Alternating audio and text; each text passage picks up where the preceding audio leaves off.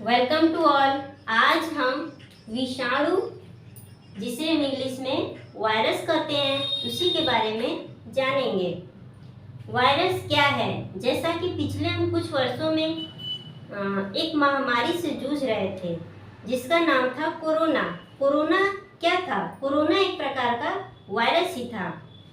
चूँकि कोरोना हाल ही में आया था और भी हजारों हजार की संख्या में इस पृथ्वी पर वायरस विद्यमान है जिसकी खोज की जा चुकी है। तो आइए हम देखते हैं वायरस क्या है। वायरस अति सूक्ष्म अविकल परजीवी, अकोशिकीय तथा न्यूक्लियो प्रोटीन से बना कण है जो किसी जीवित परपोषी के अंदर रहकर प्रजनन करते हैं।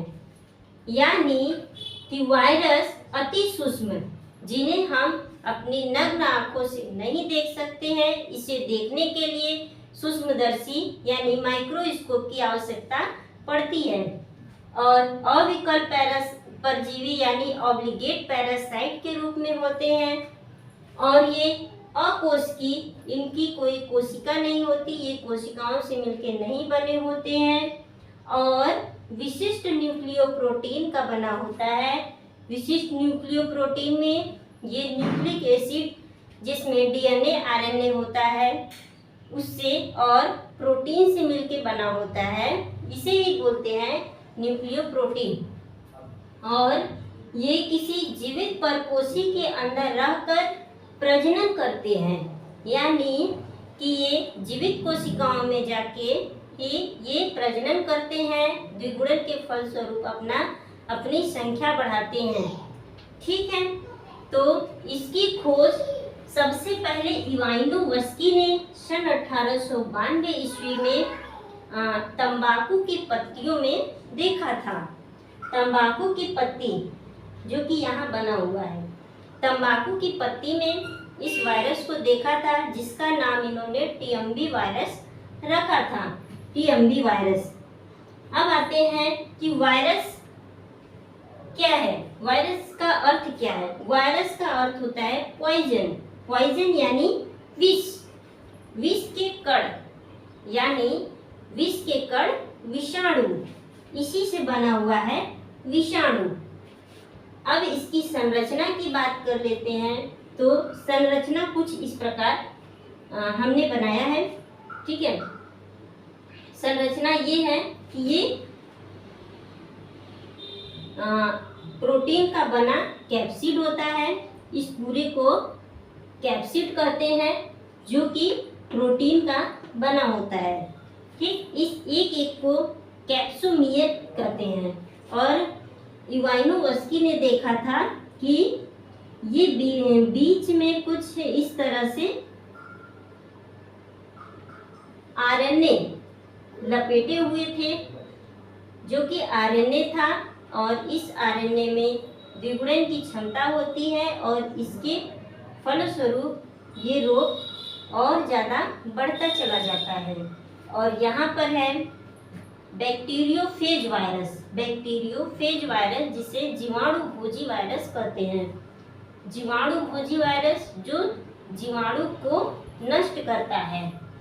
ये इसका हेड वाला हिस्सा है, जो कि प्रोटीन का बना होता है। और इस प्रोटीन के अंदर ये न्यूक्लिक एसिड भरा होता है, जो डीएनए होता है। इसी से ये द्विगुणन की द्विगुणित होकर के अपनी संख्या बढ़ाता चला जाता है। और ये नेक वाला हिस्सा है, और ये स्पाइक है। स्पाइक, जिससे ये पकड़ बनाता है होस्ट के ऊपर, ये स्पाइक के द्वारा ही पकड़ बनाता है। और ये टेल है, और यही डीएनए इससे होते हुए किसी होस्ट के अंदर ये डीएनए पहुंच जाता है। और यही बैक्टीरियोफेज ही है जिसकी वजह से गंगा का जल बहुत ही शुद्ध माना जाता है। हम यदि नॉर्मल जल को किसी बोतल में भर के रख दें तो वो कुछ दिनों बाद उसमें महक आ जाती है, उसका रंग बदल जाता है। और यदि हम गंगा का जल रख दें तो वो सालों साल चलता रहता है, उसमें कोई परिवर्तन यानी वो साफ रहता है। तो उसमें गंगा के जल में हजारों हजार की संख्या में बैक्टीरियोफेज पाए जाते हैं, जो कि जीवाणुओं को नष्ट कर देता है, जिसकी वजह से गंगा का जल साफ रहता है। तो हम जाने कि गंगा का जल क्यों साफ रहता है, तो यही कारण है। इसमें ज़्यादा की संख्या में और भी चीज़ें होती हैं गंगा के जल में, जिसमें से बैक्टीरियोफेज भी होता है जो सारे जीवाणुओं को खत्म कर देता है। अब आते हैं हम वायरस के प्रकार को लेकर। वायरस के 3 प्रकार हैं: plant virus, animal virus, bacteriophage virus. Plant virus चूंकि प्लांट में, पौधों में यह होता है, जिसमें TMV, YMV, TMV tobacco mosaic virus, YMV yellow mosaic virus जो पौधों में होता है, और एनिमल वायरस इन्फ्लुएंजा, मम्स, ये सब एनिमल में होता है, इसीलिए इसे एनिमल वायरस कहते हैं।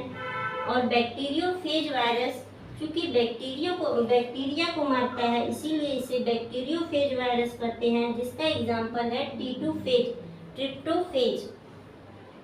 और हम देखते हैं वायरस के और भी रोग, जिसमें जुकाम, इन्फ्लुएंजा, पीत ज्वर, खसरा, चेचक, छोटी माता, पोलियो, रेबीज, गलसुआ, एड्स। जुकाम हम सभी जानते हैं कि जुकाम होने का कारण वायरस ही होता है, जो एक दूसरे के संपर्क में फैलते हैं। इन्फ्लुएंजा, पीत ज्वर, खसरा और चेचक, चिकन पॉक्स, स्मॉल पॉक्स, ये सब वायरल होते हैं, वायरस से ही होते हैं। रेबीज जो कि कुत्ते के काटने से होता है, इन्फेक्टेड कुत्ता होता है, यदि मनुष्य को काट ले तो मनुष्य को भी ये रेबीज का रोग हो जाता है। गलसुआ, एड्स चूंकि HIV से होता है, इसमें HIV का वायरस होता है। इन सबको हम अगले वीडियो में डिटेल से जानेंगे। अभी के लिए बस इतना ही। Thank you.